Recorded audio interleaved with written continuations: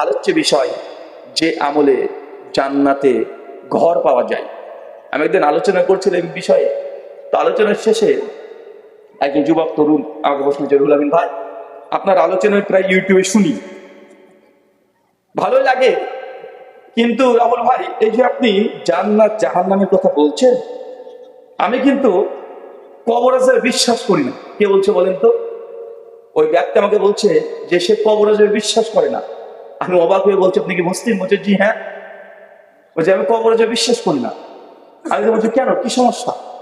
উনি তখন বলছেন আমাকে যে রুহুল ভাই, আপনারা বক্তারাই বলেন, ছোটবেলা থেকে শুনে আসছি, মানুষকে যখন কবরে রাখা হয় তখন কবর চাপ দেয়, এত চাপ দেয় ডান পাজর বাম পাজর সঙ্গে লেগে যায়। আর একটা সাপ নাকি কবরে আসে, তার ৭০ খানা মাথা, একবার কামড়ালে ৭০ বছর ধরে ব্যথা পায়। আমি বলছি হ্যাঁ, এগুলো তো হাদিসের কথা। উনি তখন বলছেন তাহলে ছোট থেকে আমার ইচ্ছা যে কবরে আযাব দেখব, কারণ কিয়ামত কবে হবে ওটা তো আমি জানি না। জান্নাত জাহান্নাম তো পরলৌকিক জীবন, ওখানে তো এখন যেতে পারছি না জীবন্ত অবস্থায়, কিন্তু কবর তো দুনিয়াতে আছে। আর কবরে যদি আযাব হয় দুনিয়াতে আছি তো দেখতে পাবো। ওই যে ছোট থেকে আমার খুব ইচ্ছা যে কবরের আযাব দেখবো। তারপরে তিনি বলছেন যে আমাদের বাড়ির পাশেই একটা ফুটবল ময়দান ছিল, আর তার পাশে একটা কবরস্থান। তা আমরা যখন ছোট থেকে এই ফুটবল খেলি, জোরে কেউ একটু মেরে দিলে ওই ফুটবলটা কবরের মধ্যে পড়ে যায়। আর আমাদের যে বন্ধুগুলো আছে সব মৃত্যু, ভয়ে কেউ যায় না কবরে, কিন্তু আমি কিন্তু যাই। আর আমি কবরের মধ্যে নামি, নেমে আমি বল তুলি আর তাকিয়ে তাকিয়ে দেখি, কই কবর আযাব তো দেখা যায় না। পিঁপড়া ঘুরে বেড়ায়, কোয়ের মধ্যে সাপ, সাপ দেখলে তো খরিশা করে ভেট্টিসা ঘুরে বেড়ায়, মানে এর চাইতে অন্য কিছু তো ঘুরে বেড়ায় না, এ তো দুনিয়ারই সাপ। তো রুহুল ভাই, আমি এই জন্য এই কবরে আযাবকে বিশ্বাস করতে পারি না, কারণ আমার এই লজিক, আমার ব্রেন এটা মেক করে না, সেন্স আমার কাজ করে না, যে আমি দেখতে তো পাচ্ছি না। আমি তখন তাকে বললাম যে ভাইজান, আসলে এগুলোর সমস্যা কি জানেন? এগুলো আমরা এই যুবক তরুণদের মনের মধ্যে প্রশ্নগুলো আসার কারণ হচ্ছে, আমরা ছোট থেকে যেভাবে পড়াশোনা করে এসেছি, যে সিলেবাসে পড়াশোনা করে এসেছি, অটোমেটিক আমাদের ব্রেনকে এইভাবে চিন্তা করতে বাধ্য করে দেয়। কিভাবে? কারণ আমরা ছোট থেকে পড়ে আসছি জীবন বিজ্ঞান ভৌত বিজ্ঞান বইগুলোতে, যে মানুষের জ্ঞান অর্জন করা 5টা মাধ্যম। কয়টা মাধ্যম? 5টা। এক, চক্ষু, কর্ণ, নাসিকা, জিহ্বা আর ত্বক। আপনি সব জ্ঞান এই 5টা ইন্দ্রিয়ের মাধ্যমেই অর্জন করতে পারবে। এই 5 ইন্দ্রিয় ব্যতীত কোনো জ্ঞান অর্জন করার মাধ্যম নাই। উদাহরণ, আজকে ধরে এই যে মজলিসে আপনারা এসেছেন, এই মাহফিলটা অংশগ্রহণ করেছেন, এত মানুষ হয়েছে, এই যে স্টেজকে সাজানো হয়েছে, এই যে একটা জ্ঞান অর্জন করছেন, কি দিয়ে? চোখ দিয়ে। কি দিয়ে? চক্ষু দিয়ে নয়। যে অন্ধ সে কি জ্ঞান অর্জন করতে পারবে? তার মানে বোঝা গেল জ্ঞান আমরা অর্জন করি চোখ দিয়ে। সৌন্দর্য। 2, কিছু জ্ঞান আছে যে জ্ঞানটা চোখ দিয়ে অর্জন করা সম্ভব নয়। যে আমি কি বলছি, আমার কথাগুলো কেউ যদি কানে ঠসা হয়, কেউ চোখ দিয়ে দেখতে পাচ্ছে, সে কি বুঝতে পারবে আমি কি বলছি? না। তার মানে কিছু জ্ঞান আছে কি দিয়ে করতে হয়? কান দিয়ে। এই চোখের কোনো কাজ নাই। আর কিছু জ্ঞান আছে যেটাতে জিহ্বা লাগে। যেমন ধরেন আপনাকে একটা ওই বিয়ের বাড়িতে যখন আপনি বিয়ে করতে গিয়েছিলেন, যখন গেট ঘিরেছিল আপনার ওই যে পাড়ার যেই আপনার স্ত্রীর বান্ধবীগুলো আছে, আপনার এই এলাকাতে গেট ঘেরে না? ঘেরে তো দেখবেন বদমাইশি করে, মানে আপনার শালি যেগুলো আছে ওইগুলো একদম গিলাস 4-5টা নিয়ে রাখে, একটা ঝাল, একটা টক, একটা লবণ দিয়ে রেখে দেয়। রাখে কি রাখে না? এখন বলে চোখ দিয়ে দেখে আপনি বলতে পারেন কোনটা ঝাল কোনটা টক? বলতে পারবেন না। এই ঝাল টক টেস্ট নেওয়ার জন্য কি লাগে? জিহ্বা লাগে। লাগে কি লাগে না? আচ্ছা, কোনটা ঠান্ডা কোনটা গরম এটা বোঝার জন্য কি লাগবে? ত্বক। ত্বক এপেন্ডিসেপ্টারে ত্বক লাগবে। তার মানে বিজ্ঞান আমাদেরকে শিখাচ্ছে জ্ঞান অর্জন করার 5টাই মাধ্যম, এর বাইরে আর কোনো জ্ঞান অর্জন করা যায় না।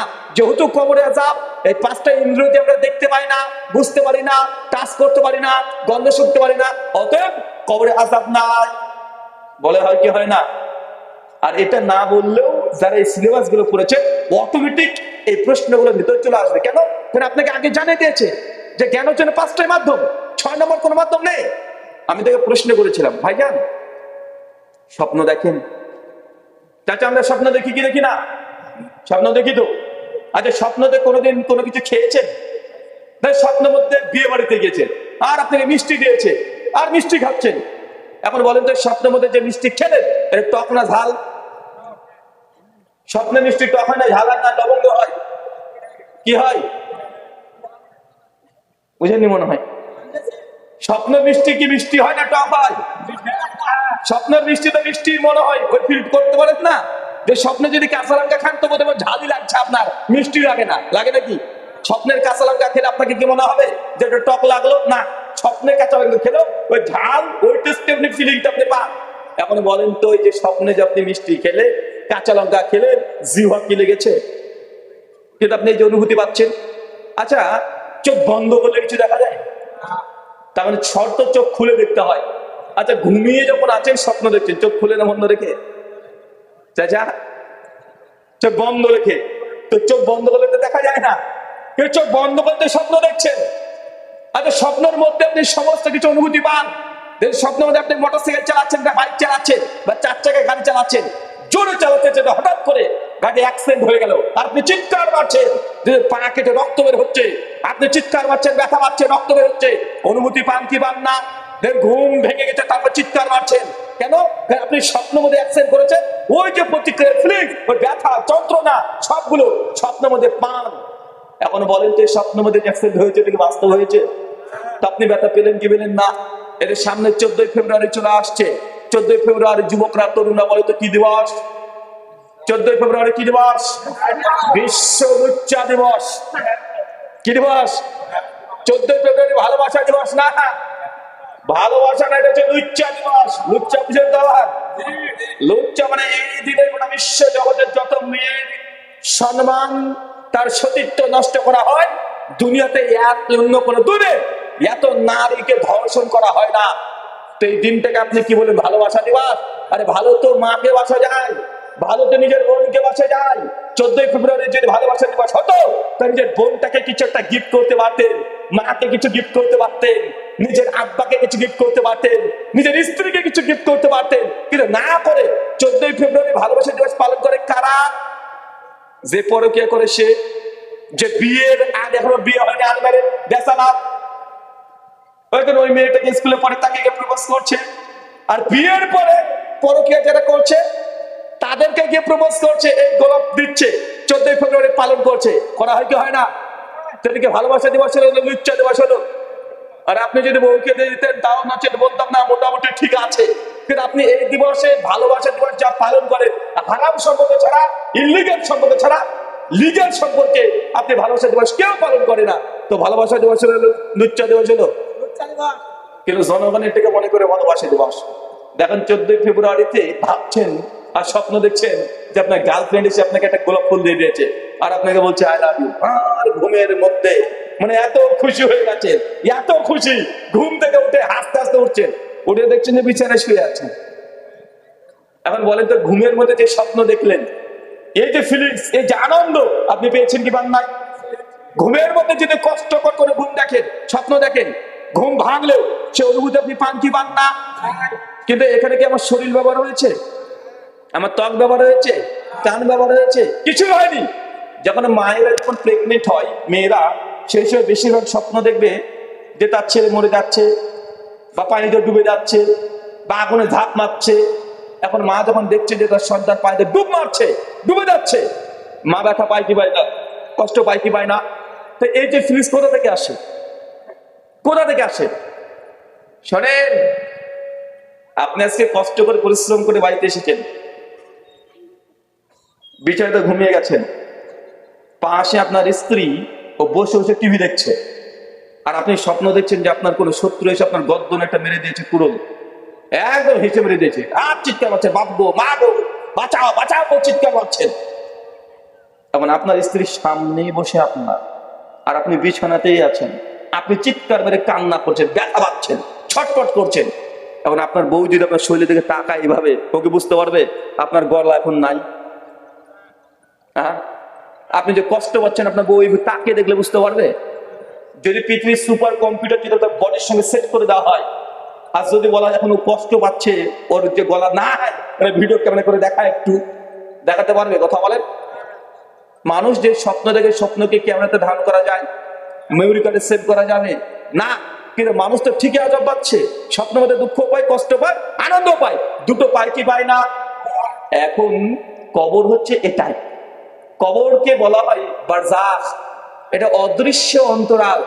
মানুষ কবর মানে মনে করে বাঁশবাগানের কাছে ওই যে 3 হাত পুঁতে দিয়েছে, একটা মানে গর্ত করেছে 3.5 হাত, মানুষ মনে করছে ওটাই কবর। আরে ভাই, ওটা কবর না।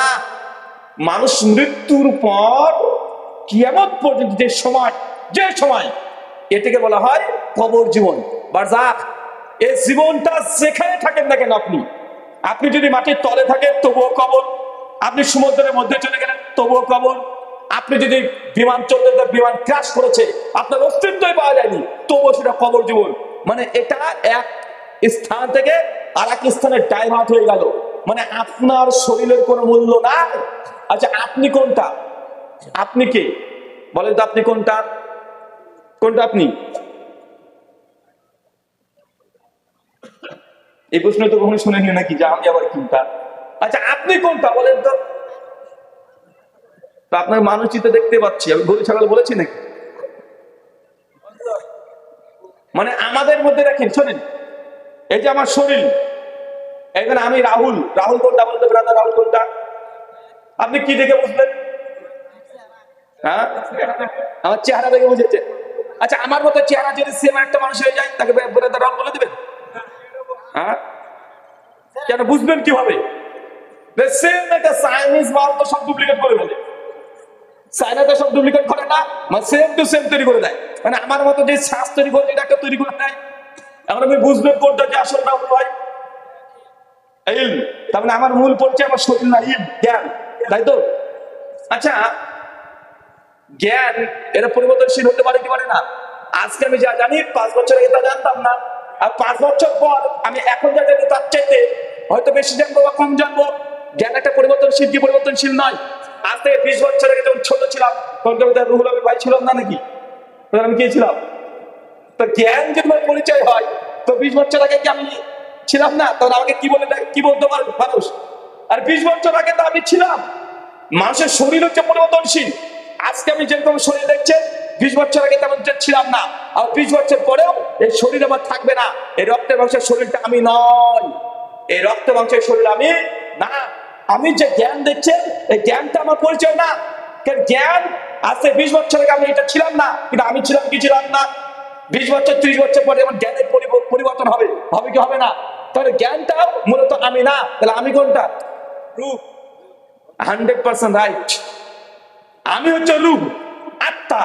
আমার ভেতরে যে আত্মা আছে এটাই আমি, এটাই মূলত আমি। বিজ্ঞানের পরিবেশে যেটা বলছে ডিএনএ, কি বলে? ডিএনএ। এটা হচ্ছে আমার মূল পরিচয়।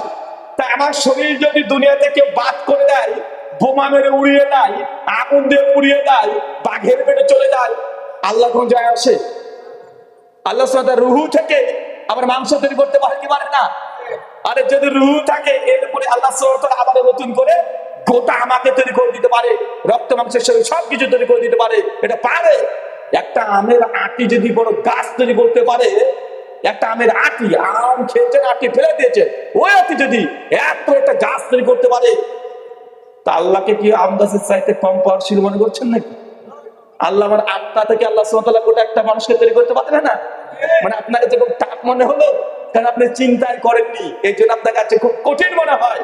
ছোট্ট একটা দেখবেন ওই বট গাছের, দেখবেন ওই যে কি বট গাছের ফল, ওই ফলের মধ্যে দেখবেন যে বীজগুলোতে কত ছোট সন্না দিয়ে ধরতে হবে আপনাকে, কিন্তু ওই ছোট্ট একটা বীজ দিয়ে কত বড় বট গাছ দেখেছে? তো দুনিয়াতে যদি এরকম দৃষ্টান্ত পাওয়া যায়, তো আল্লাহ সুবহানাহু ওয়া তাআলা আমার রূহ থেকে রক্ত মাংসের শরীর তৈরি করতে পারে কি পারে না? কবর মানে ওইটা নয় যেটা মাঠ ঘাটে দেখতে পাচ্ছেন, ওই বাঁশ বাগানের মধ্যে দেখতে পাচ্ছেন, ওইটা কবর না। ওটা তো আমরা দিয়েছি। ওটা না দিলেও আল্লাহ কবরের আযাব ঠিক দিয়ে দিবে। আর কবর আযাব আপনি যতই চেষ্টা করেন, কবরে গিয়ে দেখবেন হাড় পড়ে আছে, কিন্তু যার উপর আযাব হচ্ছে সেই শুধু বুঝতে পারবে যা আযাব হচ্ছে। ওদের যে স্বপ্ন দেখে সেই বুঝতে পারছে আনন্দ দেখছে না স্বপ্নতে ভালো দেখছে না মন্দ দেখছে। স্বপ্ন দেখে দেখে দেখে দেখে যুবক ছেলের অনেক কিছু দোষ করে ফেলে। হ্যাঁ, মানে সম্পূর্ণ ফিলিংসটা নিয়ে নাই, আছে না নাই? চাষা রাজা খুলেও তো কিছু বলছি না। মানে আমি এটা বোঝাচ্ছি যে স্বপ্নের যে জগৎ, এটা রিয়েল জগৎ, বাস্তব অনুভূতি আপনি পান না। তো আপনি এই কবর আযাব বিশ্বাস করতে এত কঠিন মনে হচ্ছে আপনার কাছে? একজন হিসেবে বুঝলাম। তবে আপনাদের বক্তব্যে শুনেছি আল্লাহ যেদিন বিচার করবে আসরের ওয়াক্তে বিচার শুরু হবে আর মাগরিবের ওয়াক্তে বিচার শেষ হয়ে যাবে। আসর টু মাগরিব মানে 2 ঘন্টা, 2.5 ঘন্টা। উনি বলছেন পৃথিবীতে এখনই মানুষ হচ্ছে 800 কোটি। এটাকে 4টা নেওয়ার ব্যাপার, 800 কোটি। সে আদম থেকে কত কোটি যে মানুষ জন্মগ্রহণ করেছে তার কোনো হিসাব নেই। পৃথিবীতে এখন কেমন হয় না, কত কোটি বছর যে পৃথিবী থাকবে এর কোনো হিসাব নাই। কত মিলিয়ন, বিলিয়ন, ট্রিলিয়ন, এত লক্ষ কোটি মানুষ কিয়ামতের মাঠে আল্লাহ বিচার করে 2 ঘন্টা যদি সম্ভব। বলছে 2 ঘন্টা যদি এবারে আল্লাহ যে বিচার করে দেয় এটাকে লজিক্যালি পসিবল হয়? এই সম্ভব হতে পারে যে কোটি কোটি মানুষের বিচার 2 ঘন্টাতে করে দিবে? বলছে এটা তোমার ব্রেনে ঢুকছে না। যদি দেখাচ্ছে সবাই লাইনে দাঁড়িয়ে আছে, যদি একজনকে দেখাচ্ছে যে ভুল করে ও জাহান্নামী, কিন্তু মানে হিসাব ঠিক হয়নি, ও জান্নাতে ঢুকিয়ে দেয়। মানে ও মনে করছে যে এই যে বিচার কার্য ওই গ্রামের শালিক বসে না, ওই মেম্বার প্রদান করে ঘুষখোর, 500 টাকা দিয়ে দিলে ডাঙের মাল বাই করে দেয়, ও আল্লাহকে ওরকম মনে করেছে। কথা বুঝতে পারলেন না? মানে এলাকাতে যখন দেখছি বিচার অমন এমন, কিন্তু আল্লাহ যে হাকামুল হাকিমিন, তিনি সমস্ত বিচারদের মধ্যে শ্রেষ্ঠ বিচারক, এটা ধারণায় নাই। আচ্ছা একটা প্রশ্ন করি, একটু উত্তর দেন তো। আচ্ছা যখন জ্বর হয়, আমাদের জ্বর হয় কি হয় না? কোথায় যাই? ডাক্তারের কাছে। ডাক্তার দেখবেন কাঁচের টুকরা নাই, নাম হচ্ছে থার্মোমিটার। 3-4 বার ঝাড়া দেয়, পারুটার নিচে চলে যায়, বগলের তলে ঢুকিয়ে দিবে বা মুখের মধ্যে ঢুকিয়ে দিবে। 1-1.5 মিনিট পর বের করে ঝাড়া দিয়ে বলে যে ভাই হ্যাঁ তোমার তো 106 ডিগ্রি টেম্পারেচার, তাপমাত্রা হয়ে গেছে, তোমার খবর আছে। পারে কি পারে না বলতে? তো ডাক্তার যদি আপনার শরীরের টেম্পারেচার দেখে যদি বলে দিতে পারে আপনার খবর আছে না নাই, কিয়ামতের মাঠে যদি আল্লাহ সুবহানাহু ওয়া তাআলা এমন এক যন্ত্র আবিষ্কার করে, আল্লাহ তো কোন ফায়াকুনের মালিক, হক বললে হয়ে যাবে। সেই দিন যদি থার্মোমিটারের মতো একটা যন্ত্র আপনার মুখে বা পেছনে যদি গুজে দেয়, আর 1 মিনিট পর যদি আল্লাহ বের করে বলে যে শোন, তুই তো 1,95,00,000 গুনাহ করেছিস আর মাত্র 1.5 লাখ তুই নেকি করেছিস। আল্লাহ এমন যন্ত্র তৈরি করতে পারে কি পারে না? এটা কঠিন মনে হবে? পৃথিবীতে সব রকমের যন্ত্র আছে, আছে না নাই? আপনার রক্তের গ্রুপ কি, রক্ততে হিমোগ্লোবিন কত পার্সেন্ট আছে, রক্ততে সুগার আছে না নাই? আরে এক রক্তেরই 10টা পদের মেশিন আছে, আছে না নাই? গোটা বডিকে এক্সরে করে আপনার বলে দিচ্ছে কোনটা কি পরিমাণ ঠিক আছে, কোনটা ভুল আছে। কিন্তু আপনি যে গুনাহ করছেন, নেকি করছেন, আল্লাহর কাছে যেরকম একটা মাপক যন্ত্র, থার্মোমিটারের মতো একদম আপনার মুখে ঢুকিয়ে দিয়েছে, 1 মিনিট পর যদি বের করে লেখা উঠছে যে তুই 1.5 কোটি তুই গুনাহ করেছিস আর 1.5 লাখ তুই পাপ করেছিস, সরি নেকি করেছিস। আল্লাহ করতে পারেন কি পারেন না? তা আপনি এত আল্লাহকে নিয়ে টেনশন করছেন কেন? শোনেন, দুনিয়াতে এমন কোন গুনাহ নেই যে মানুষের 3.5 হাত শরীর বাদ দিয়ে করতে পারে। আপনি যে গুনাহ করেন এই 3.5 হাত শরীরে তার প্রমাণ থেকে যায় কি যায় না? যে নেকি করে 3.5 হাত শরীরের মধ্যে তার প্রমাণ থাকে কি থাকে না? সাধারণ একটা হোয়াটসঅ্যাপ মেসেজ দিয়েছেন ভুল করে গার্লফ্রেন্ডকে, ভুল করে না ঠিক করে দিয়েছেন, মেসেজ দেওয়ার পর একটু প্রমাণ ঠিক ওর বাপ যদি দেখে নেয়, কেউ যদি দেখে নেয়, টুক করে আপনি ডিলিট করে দিয়েছেন। ডিলিট করেন কি করেন না? করে দিয়েছেন। আচ্ছা বলেন তো, আপনি যে ডিলিট করলেন, ডিলিট ফর এভরিথিং করেন, এভরিওয়ান করেন, আর ডিলিট ফর মি করে, যাই করেন, ডিলিট করলেন, আসলে কি ডিলিট হলো? হোয়াটসঅ্যাপ কোম্পানির মালিক যদি একটা রিকভারি করতে চায়, আবার আনতে চায়, পারবে কি পারবে না? আপনি একটা ফোনে কথা বললেন, কল করে কল রেকর্ড যদি ডিলিটও করে দেন, তারপরে কোম্পানির কাছে আপনার রেকর্ড থাকে কি থাকে না? তার মানে দুনিয়াতে আপনি কোনো কথা যদি বলেন, এটা অলরেডি রেকর্ড দুনিয়াতে হয়ে যায়। তো আপনি যখন কোনো কিছু পাপ করছেন, তো এই শরীরের মধ্যে কি ডেটাবেস তৈরি হতে পারে না? ডেটাবেস তৈরি হতে পারে কি পারে না? শরীর নিয়ে কি করলে আপনার শরীরের মধ্যে এই ডেটাবেস থাকে কি থাকে না? তো কিয়ামতের মাঠে আপনার শরীর থেকে আল্লাহ কোরআন মাজিদে বলেছে যে শরীর, আপনার হাত পা আপনার বিরুদ্ধে সাক্ষী দেবে। এটা কঠিন মনে হলো আপনার কাছে? আপনি চিন্তায় করেননি। আল্লাহ সুবহানাহু ওয়া তাআলা আমাদেরকে বুঝার তৌফিক দান করুন, আমিন। আমি এই আলোচনাটুকু এর জন্য করলাম এতক্ষণ, যেন আপনি পরলৌকিক জীবন, মৃত্যুর পর জীবন, অকাট্য ঈমান যদি না থাকে, বিশ্বাস যদি না থাকে, তো জান্নাতের ঘরের আমল বলে ভাই আপনার কোনো পরিবর্তন হবে না। আপনি বিশ্বাস করেন মৃত্যুর পর জীবন অকাট্য সত্য, বিন্দু পরিমাণে কোনো ভুল নেই, তারপরেও যদি আপনার সন্দেহ থাকে, হতেও পারে না হতে পারে, আলোচনা শেষে প্রশ্ন উত্তর থাকবে, আপনি আপনার যুক্তি পেশ করতে পারেন ইনশাআল্লাহ। আপনার যুক্তিগুলোকে আমরা খণ্ডন করব। আর আপনি বিশ্বাস করেন মৃত্যু যেমন সত্য, জান্নাত জাহান্নাম যেমন সত্য। মৃত্যু যেমন অনিবার্য, মৃত্যুর পর জীবনটা অনিবার্য। মৃত্যু যেমন সত্য, আপনার কিয়ামতের মাঠে বিচার হবে সত্য।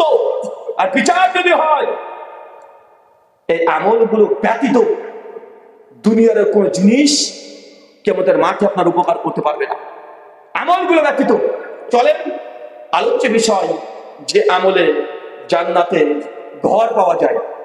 আমি কোরআন হাদিস ঘেটে ঘেটে দেখেছি, 3 জন মানুষকে আল্লাহ সুবহানাহু ওয়া তাআলা আগে থেকেই দুনিয়াতে মৃত্যুর আগে জান্নাতে ঘর অলরেডি দিয়ে দিয়েছে। কয়জন?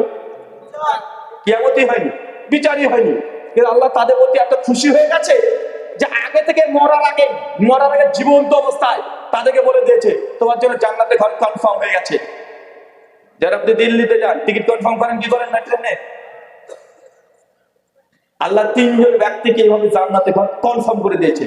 সে 3 জন ব্যক্তির নাম কে বলতে পারবেন? হাত তোলেন। ওইভাবে নয়, 3 জন ব্যক্তি কি বলেছি চাচা? জান্নাতে অলরেডি ঘর পেয়ে গেছে, কিয়ামতই হয়নি এখন, আল্লাহ দিয়ে দিয়েছে, এত খুশি হয়েছে তাদের প্রতি।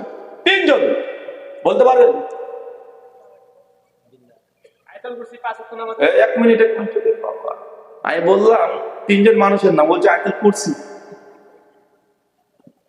আমি আমল তো জিজ্ঞাসা করি, ব্যক্তি। আচ্ছা, যে বলতে পারে 300 টাকা নগদ দেব, এই অপেক্ষায় ছিলেন নাকি? যখন কোন টাকার অফার করবো তখন বলবেন, এতক্ষণ বলেনি।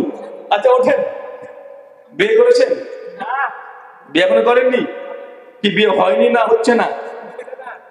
হচ্ছে না? আচ্ছা ঠিক আছে, বলেন। 1 আসিয়া, মাশাআল্লাহ। 2 মারিয়াম। 3 খাদিজাতুল কুবরা। আলহামদুলিল্লাহ, 300 টাকা আমার বেঁচে গেছে। মানে উত্তর কি? উত্তর ভুল হয়েছে। আচ্ছা, আরেকজনকে সুযোগ দেবো, 300 টাকা। শোনেন, কি বলে গুগলকে প্রশ্ন করে জিজ্ঞাসা করে নেন না। এখন যুবকদেরকে প্রশ্ন করা মুশকিল, বুঝতেলেন চাচা? কারণ এই যে এখন চ্যাট জিপিটিকে যদি প্রশ্ন করে, চ্যাট জিপিটি উত্তর দিয়ে দিবে, দেবে কি দেবে না?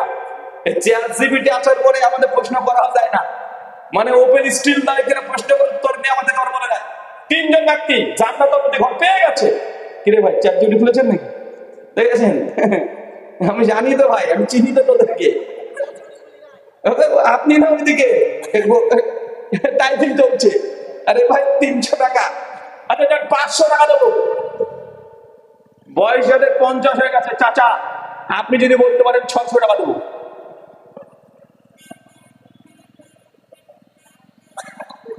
বলেন, টাকা দিতেই হবে,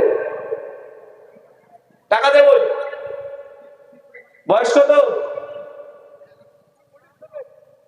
47, মানে 50-এর নিচে। আচ্ছা বলেন। 1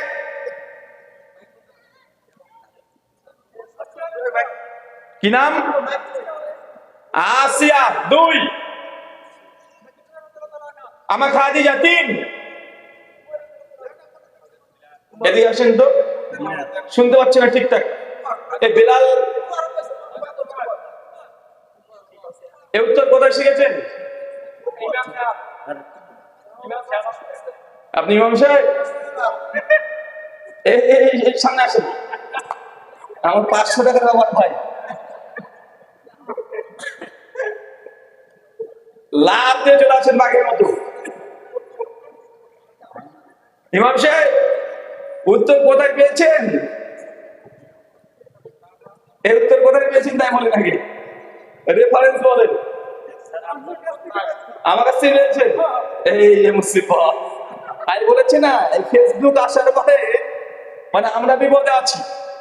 এখন এই প্রশ্নের উত্তর কোনো এক কৃষি হয়তো ইউটিউব থেকে আগে দেখে নিয়েছে, ফেসবুক থেকে, এখন উত্তর বলে দিয়েছে। এখন বলেন তো, আমার যে শুনে যে শিখে উত্তর দেয়, টাকা দেওয়া যাবে? যদি অন্য জায়গা থেকে শুনে বলতো দেওয়া হচ্ছে যেত, কিন্তু আমার কাছ থেকে শুনে আমার হচ্ছে দেওয়া যাবে? আচ্ছা না, দেওয়া যাবে ইনশাআল্লাহ। শুনেছে, শুধু শুনে নাই, এখনো তো মুখস্থ রেখে দিয়েছে, এখনো মুখস্থ রেখেছে। এই কই মুকাদ্দেস ভাই, কই টাকা দেন তো। আচ্ছা আছে, দেন 500 দেন। দাদা ব্যাগটা নিয়ে আসেন, গাড়িতে আছে। অনেক টাকা করতে চায়, আল্লাহ আরো বারাকাত দান করুক, আমিন। কই ইমাম সাহেব কোন দিকে গেল? আসেন আসেন আসেন, কি বেশি দিচ্ছেন নাকি আপনি খুশি হয়ে?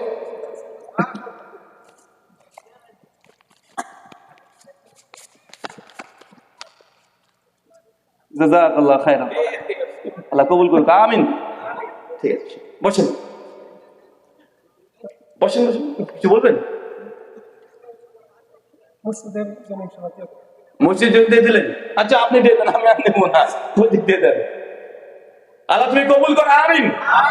আমাদের সমস্ত কাজ দিনের জন্য, কার জন্য? দিনের জন্য। আল্লাহ সুবহানাহু ওয়া তাআলা আমাদের প্রত্যেকের রিজিকে আমলে বারাকাত দান করুক, আমিন। চাচা বলেন তো তিনটে নাম কি বলেছে? হ্যাঁ, এক বিবি আসিয়া, দুই আম্মা খাদিজা, তিন ওমর ইবনুল খাত্তাব। নাম তিনটে মনে থাকবে তো ইনশাআল্লাহ? আরে এরা হচ্ছে আমাদের আইডল, এরা অলরেডি জান্নাতে ঘর পেয়ে গেছে, এদের নাম মনে রাখতে হবে। ওই ক্রিকেটার ভলিবল খেলে মেসি, ওর নাম মনে রেখে আপনার করে কি হবে? শাহরুখ খান, সালমান খান, সাকিব খান যা আছে এদের নাম মনে রেখে লাভ আছে আপনার? কোন সিনেমা কে হিলেন এসে আমার লাভ নাই। আমাদের মূল যারা আমাদের আইডল তারা হচ্ছে এই যে জান্নাতে অলরেডি তিনজন ব্যক্তি পেয়ে গেছে, ছেলে মেয়েকে এটা শেখান। কি শেখাবেন? এক বলেন আসিয়া, দুই আম্মা খাদিজাতুল কুবরা, তিন ওমর ইবনুল খাত্তাব। চলো তিনজনের সংক্ষিপ্ত বায়োডাটা জেনে আসি। এক বিবি আসিয়া, বলেন তো চাচা আসিয়া তিনি কে? ফেরাউনের স্ত্রী। চিন্তা করেছেন ফেরাউন কত বড় আল্লাহ বলেছিল? হ্যাঁ, আল্লাহ বলেছিল না? আরে ও শয়তানের বলেছিল, কারণই শয়তানের বলি। তারপরেও বিবি আসিয়া জান্নাতে ঘর পাচ্ছে। ইমাম যাহাবী রাহিমাহুল্লাহ সিয়ার আনামিন নুবালার মধ্যে আলোচনা করতে গিয়ে বলছেন, বিবি আসিয়ার জিন্দেগির মধ্যে, জীবনের মধ্যে দুটো জিনিস ব্যতিক্রম। এক, বিবি আসিয়া যখন নবী মুসা আলাইহিস সালামের কালেমা পড়ে নিয়েছে, ইসলাম যখন অ্যাকসেপ্ট গ্রহণ করে নিয়েছে, ওই সময় ফিরআউন যখন শুনতে পেয়েছে যে তার নিজের স্ত্রী, তার স্ত্রী এখন মুসার কালেমা পড়ে নিয়েছে, ফিরআউন সহ্য করেনি। সঙ্গে সঙ্গে তার বন্দী দারোগা যারা ছিল তাকে দিয়ে নিজের স্ত্রীকে জেলখানায় পুরে রেখে দিয়েছে। প্রতিদিন 100-200 করে বেত্রা ঘাট সকাল আর সন্ধ্যাবেলাতে পেটাতো। আর বিবি আসিয়া চিৎকার করে আল্লাহ জগৎ, আল্লাহ দুনিয়াতে ফিরআউনের রাজপ্রাসাদের দরকার নেই, তার এই অট্টালিকার দরকার নেই।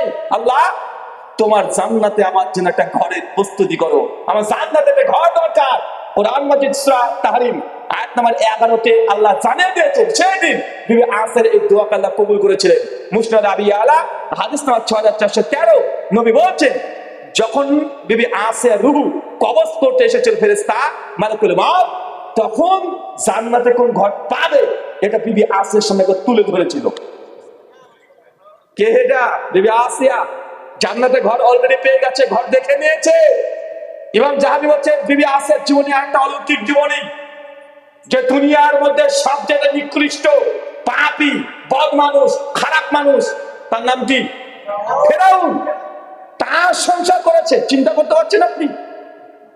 দুনিয়ার মধ্যে সবচেয়ে পাপী, সবচেয়ে খারাপ বদ মানুষ, খাটাস, তার সংসার কে করছে? বিবি আসিয়া।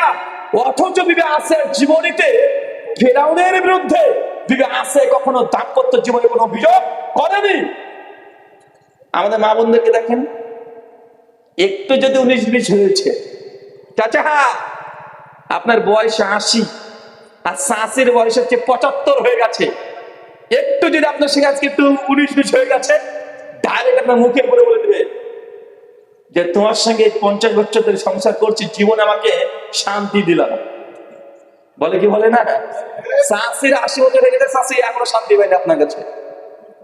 একটু যদি 19-20 হয়ে যায়, ডাইরেক্ট মুখে পড়ে বলে দেবে আমি বলে তোমার সংসার করে গেলাম, অন্য কোনো মেয়ে হলে না জিন্দেগিতে তোমার ভাত খেত না। বলে কি বলে না? আচ্ছা, আসামের মেয়েরা বলে, আমাদের বাংলা পশ্চিম বাংলার মেয়েরা তো খুব বলে।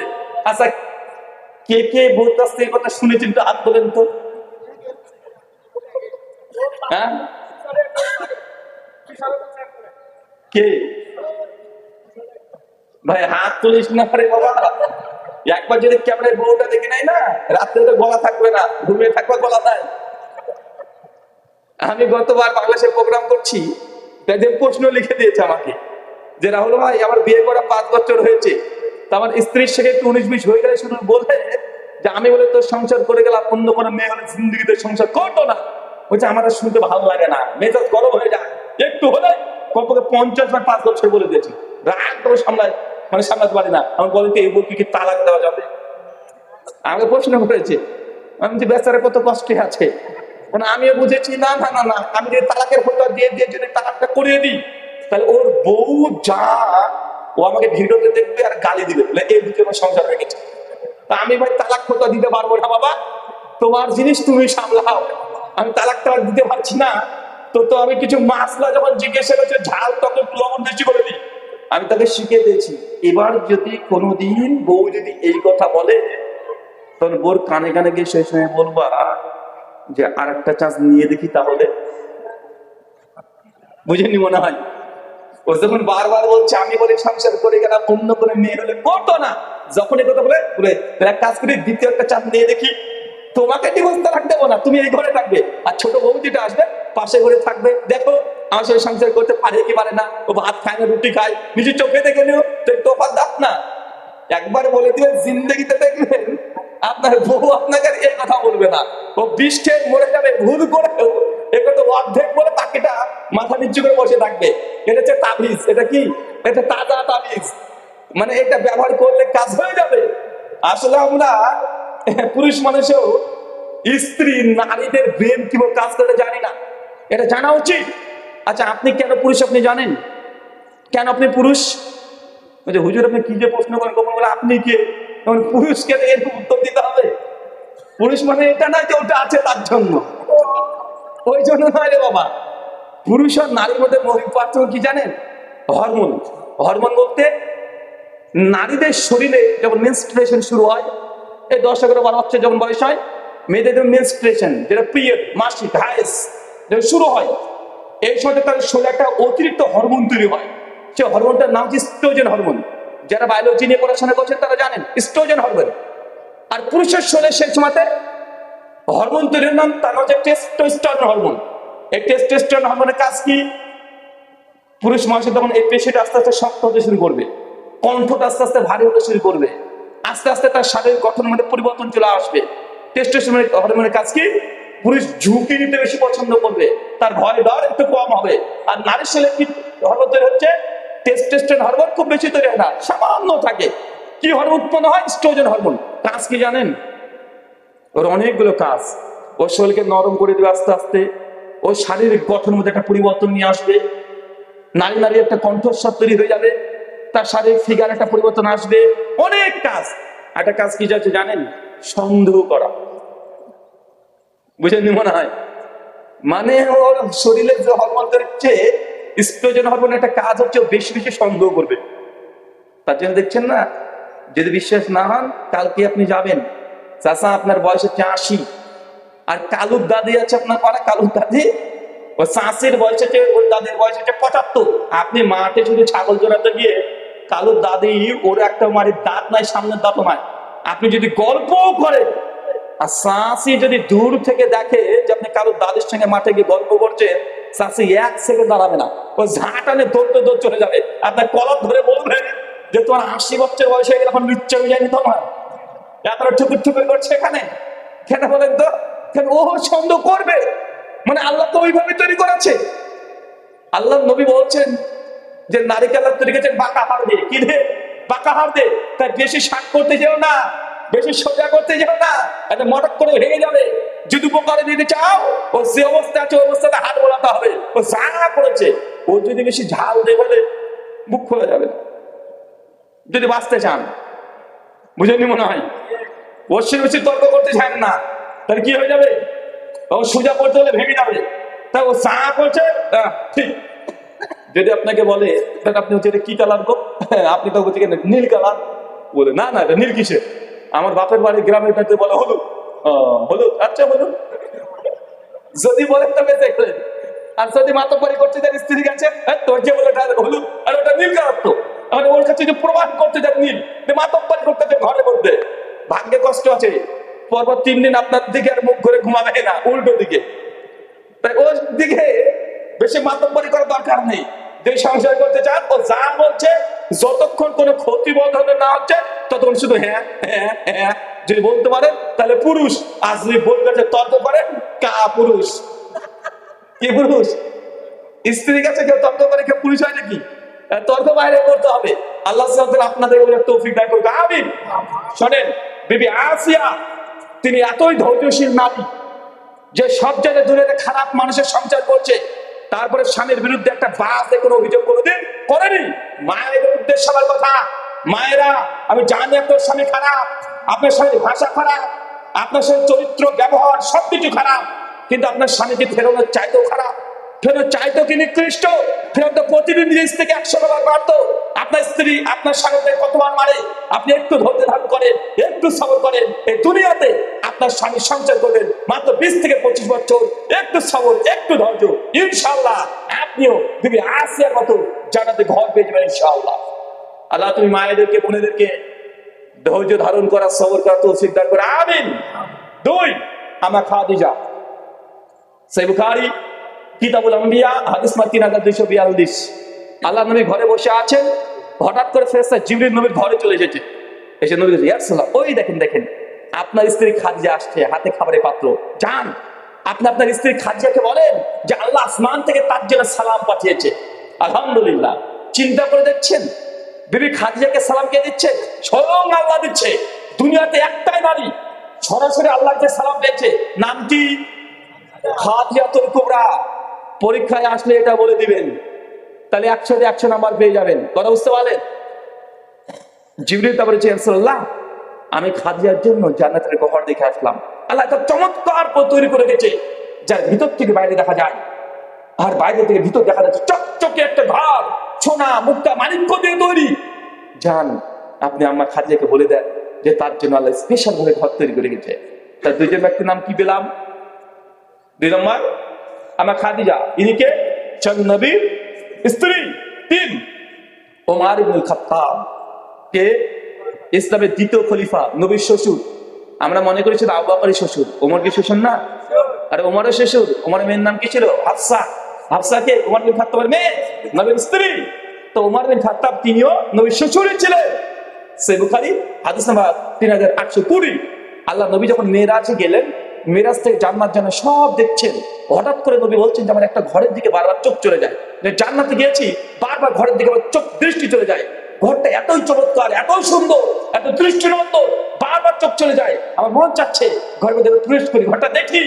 জিবরিলকে বললাম, জিবরিল এত সুন্দর ঘর কার?